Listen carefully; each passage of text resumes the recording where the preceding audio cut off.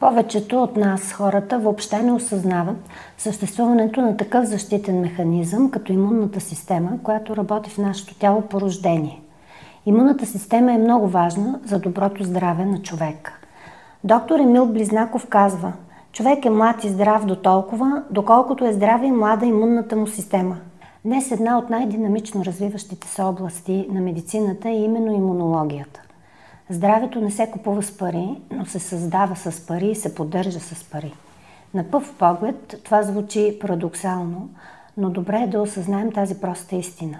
Аз като лекар, посветил се на децата, отдавна я прозрях и вече много години работя предимно в областта на профилактиката. Доброто здраве зависи от две абсолютни истини. Първо, тялото ни трябва да се подхранва непрекъснато и то така, че да няма клетъчен глад. И второ, на тялото ни трябва да се осигурят условия да се справя ефективно с проникващите в него микроби. Разграждането на храната, идваща от стомаха, и всмукването на хранителните вещества се извършва в тънкото черво на човека. Там се изливат и секретите на двете големи храносмилателни жлези – черен дроб и панкреас. За ефективното изпълнение на своите функции, то разполага с голяма секретираща и резорбираща повърхност, осигурена от голямата дължина – 6 до 7 метра, многократното му сгъване и силното нагъване на неговите лигавица отвътре, което увеличава 2 пъти площта й.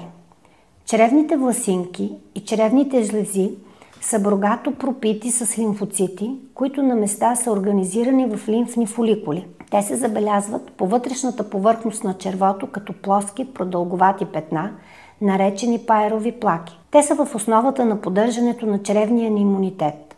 Той е част от нашата вътрешна имунна система, която се състои от тимус, далак, костен мозък, лимфна система, бели кръвни клетки, антитела и хормони. Съвременната практика на приготовление на храната намалява хранителната й стойност и повишава опасността от бактериална зараза.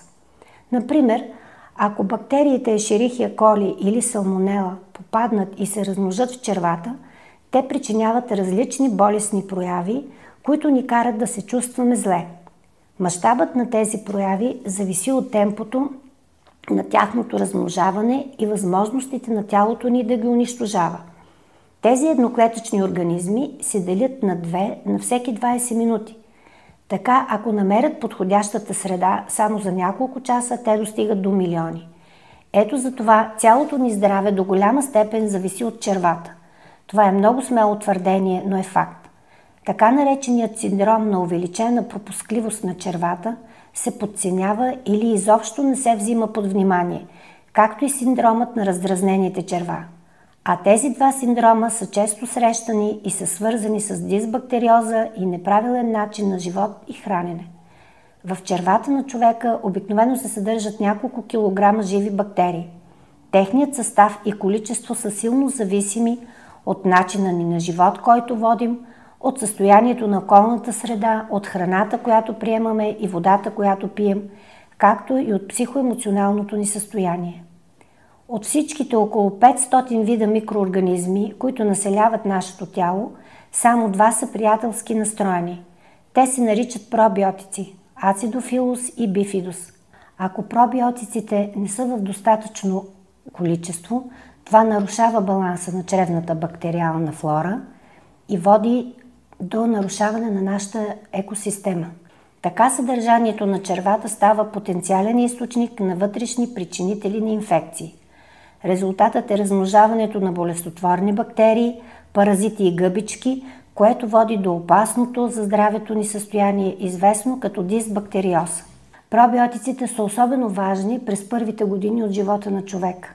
Това е много актуално при бебета, родени чрез секцио или некърмени, а хранени с адаптирани млека. При бозайниците, в това число и човека, предаването на основния имунитет се осъществява като майката предава готови антитела на детето чрез плацентата, а след това с коластрата и кърмата. Така новороденото се предпазва от потенциални болестотворни микроби, докато собствената му имунна система се развие достатъчно. Едва тогава се включва така нареченият активен имунитет. Той представлява производство на имунокомпетентни клетки и специализирани молекули, наречени антитела, като реакция на организма срещу чужди субстанции, включително инфекциозни агенти. Действието на антителата е да отклоняват или неутрализират причинителите на заболявания. Много важна характеристика на антителата е, че те са специално насочени към антигена, причинил тяхното образуване. Имунната система по същество е естествен защитен механизъм срещу заразяване. Имаме пасивен вроден имунитет и активен имунитет, който е адаптогенен, т.е. създава се според нуждите. Пасивната имунна защита на стомашно-чревния тракт е в основата на стабилно здраве още от първите дни от живота на човек. Пасивният имунитет е първата отбранителна линия. Активният е по-бавен, но по-специфичен спрямо чуждия агент.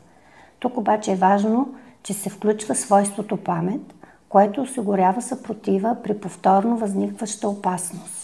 И не на последно място по важност, във връзка с устойчивостта на организма спрямо микроби е състоянието на входните врати за инфекции. Това са кожата, лигавиците на носоглътката, дихателната, храносмилателната и пикочополовата система. Те са изложени първи на контакт с бактерии, вируси, гъбички и паразити и от тяхното състояние зависи дали нашествениците ще бъдат допуснати вътре в нашето тяло. Клетките на тези наши важни органи са в състояние да се делят много бързо, което осигурява регенерацията и доброто състояние на тези естествени бариери на организма. Но за тази цел те се нуждаят от точно определени храни, преди всичко незаменими аминокиселини и есенциални масни киселини. Затова аз като практикуващ лекар разчитам толкова много на суперхраните и пробиотиците. С помощта на зелена енергия се подпомага активният имунитет. Коластрата внася в организма пасивен имунитет. Масните киселини помагат за поддържането на здрави бариери, а пробиотиците за възстановяването на чревната екосистема.